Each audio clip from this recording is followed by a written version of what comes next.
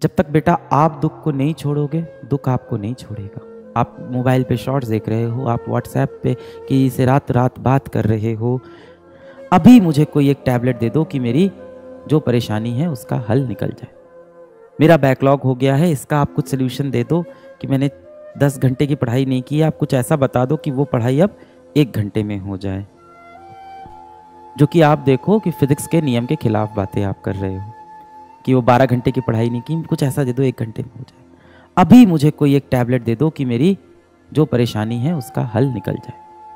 हो सकता हो आज मैं ये चीज़ कर भी दूँ, पर भविष्य में आपको और बड़ी बीमारी लगेगी, आपको किसी चीज़ की लत लग जाएगी, आप परेशान हो जाओगे, जीवन में गुमराह हो जाओगे। जिस तरह से डॉक्टर के पास जब 4th स्टेज कैंसर का मरीज आता है तो डॉक्टर भी परेशान हो जाता है ना। तो वो स्टेज अपनी मत आने दो। डॉक्टर क्या बोलता है, अपनी इम्यूनिटी को बढ़ाओ, अपने शरीर की शक्ति को बढ़ाओ। आपको अपने शरीर की शक्ति बढ़ानी है, अपनी क्षमता बढ़ानी है, अपनी जड़ें सही करनी है। ये जितनी भी दिक्कतें आपके आसपास, आपके अगल बगल है, इनको यदि आप 1-2 दिन के लिए हल कर दोगे तो ये 2 दिन बाद वापस आपके जीवन में आ जाएंगी। आपको इन दिक्कतों को जड़ से सुलझाना होगा। अब सवाल उठता है, जड़ से कैसे सुलझेगी? पहली बात तो दिक्कत ही क्या है, ठीक तो चल रहा है जीवन। हाँ, बस रात में नींद नहीं आती है 2-3 बजे तक, सुबह उठा नहीं जाता है 10 बजे से पहले, खाना खाने का मन नहीं करता है, फास्ट फूड बहुत खाते हैं जिससे हमेशा पेट में दिक्कत होती है, तबीयत खराब रहती है, पढ़ाई करने का मन नहीं करता, पर अंदर से खुद के अंदर बहुत खुद को गिल्टी फील होता है कि चलो बैठ के पढ़ लेते हैं। पढ़ने बैठो तो बिल्कुल रुचि ही नहीं आ रही है पढ़ाई में, लगता है कि एक बार मोबाइल में देख ले, कहीं व्हाट्सएप पे दोस्त का मैसेज ना आया हो। व्हाट्सएप खोला, किसी का मैसेज आया था, किसी अनजान व्यक्ति से चर्चा करने लग गए और आधा घंटा निकल गया, फिर लगा पढ़ाई करनी चाहिए, फिर पढ़ाई करने वापस आ गए। करते करते रात हो गई और रात में देखा तो शायद मुश्किल से 1-2 पन्ना पढ़ाई की होगी और पूरा दिन मोबाइल फ़ोन पे टीवी देखते हुए, कोई वेब सीरीज़ देखते हुए, कोई ना कोई शो देखते हुए हमने खराब कर दिया। इस बीच माता पिता ने कहा कि 10 मिनट आपसे बात करनी है, तो उनको भी चिढ़ के बदतमीजी से उनसे भी बात कर दिया कि मेरे पास तो समय ही नहीं है। मैं ये नहीं कह रहा हूं इसमें तुम्हारी गलती है। कोई व्यक्ति, मान लो किसी व्यक्ति को कैंसर हो गया, या मान लो कोई व्यक्ति को बुखार हो गया और डॉक्टर उसे क्या बोलेगा, तुम्हारी गलती है, तुम्हारी गलती से तुमको बुखार हुआ है, तुम्हारी गलती से तुमको ये जेनेटिक डिसऑर्डर हुआ है, तुम्हारी गलती से ये तुम्हारी तबीयत खराब हुई है। नहीं ना, बीमारियां हैं, बाहर हमारे पर्यावरण में है, हमें चपेटे में ले लेती हैं।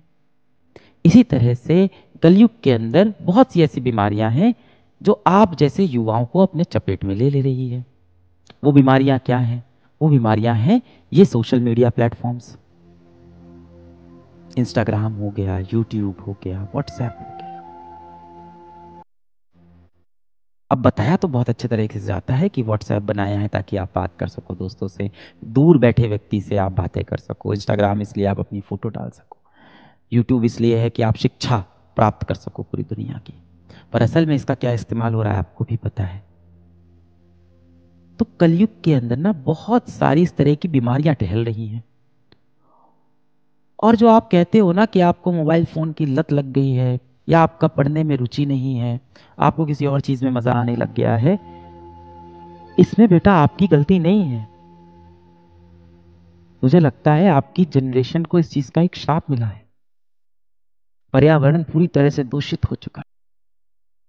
ये एक बीमारी है और इसे हमें समझना होगा।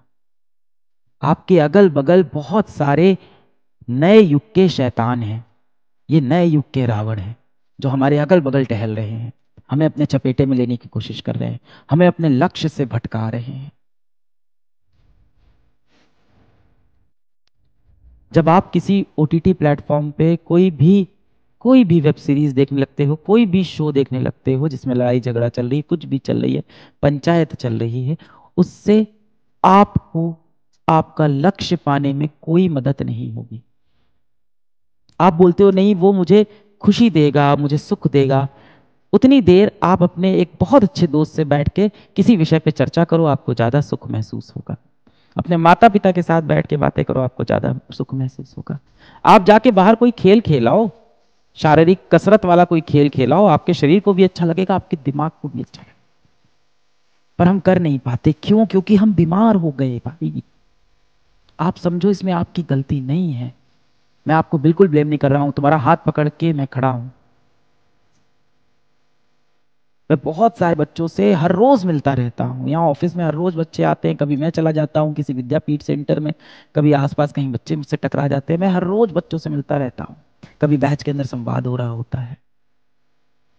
वरना मैं, हाँ, सोशल मीडिया पे मैं तो एक्टिव रहता हूँ देखने के लिए कि मेरे बच्चे क्या कर रहे हैं। और मैं अपने बच्चों को दोष नहीं देता हूं कि तू खराब है, तू पापी है, तू पागल है, तू नालायक है, तू दुष्ट है, नहीं। मुझे पता है मेरा हर एक बच्चा दिल से आज भी चाहता है कि वो जीवन में सफल हो, समाज का कल्याण करे, अपने माँ बाप के लिए कुछ अच्छा कर जाए। हर बच्चा ये चाहता है। मेरा कोई बच्चा अपने जीवन में रावण नहीं बनना चाहता, बिल्कुल नहीं बनना चाहता होगा।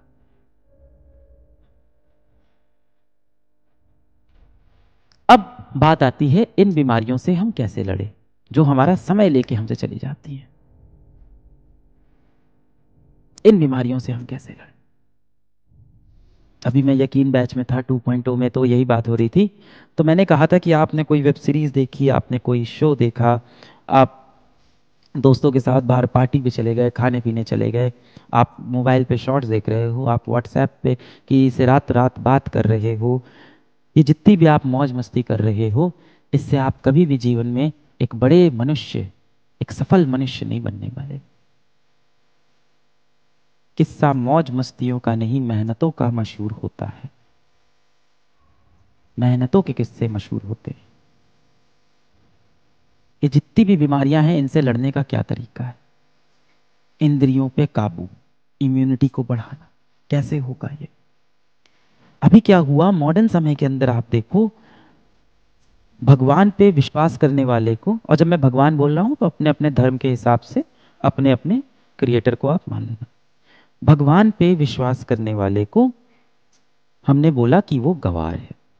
जो भी व्यक्ति होता है जो भगवान पे विश्वास करता है, हम लोग कहते हैं ये तो बहुत पुरानी सोच का है, ये तो गवार है, साइंस ये कहती है, साइंस वो कहती है। मैं तो फिजिक्स का ही टीचर रहा हूं।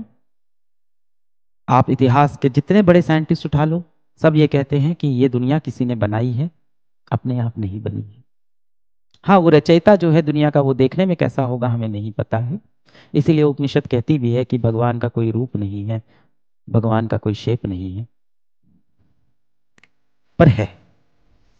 मॉडर्न समय में क्या हुआ कि हम उससे दूर हो गए। हमें लगा कि बहुत कूल होगा अगर हम बोलेंगे कि I am N atheist, I don't believe in God. हमें लगा ये बहुत कूल है।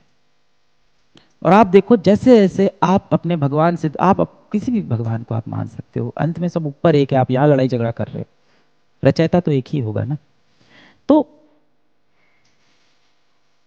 आप जब उससे दूर होते हो तो आप इस तरह की बीमारियों से ग्रस्त होते हो।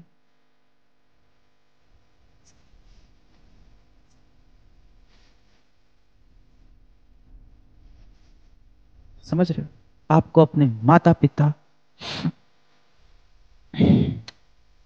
अपने भगवान, इन सब के साथ समय बिताना होगा, इस दूषित दुनिया से, इस कलयुग के शैतान से बचने के लिए। ये संवाद खत्म होगा, आप जिस भी भगवान को मानते हो उसके सामने जाके हाथ जोड़ना है, या जिस भी तरह से आप प्रेयर करते हो उस तरह से प्रेयर करना, शक्ति मांगना अपने अंदर। वही आपका असली साथी है, उसने ही आपको बनाया है, और आपके माता पिता। इनसे शक्ति लेना, इनसे बात करना, जीवन में सुधरते हैं, कुछ बहुत बढ़िया जीवन में करेंगे, वापस शक्ति लेंगे।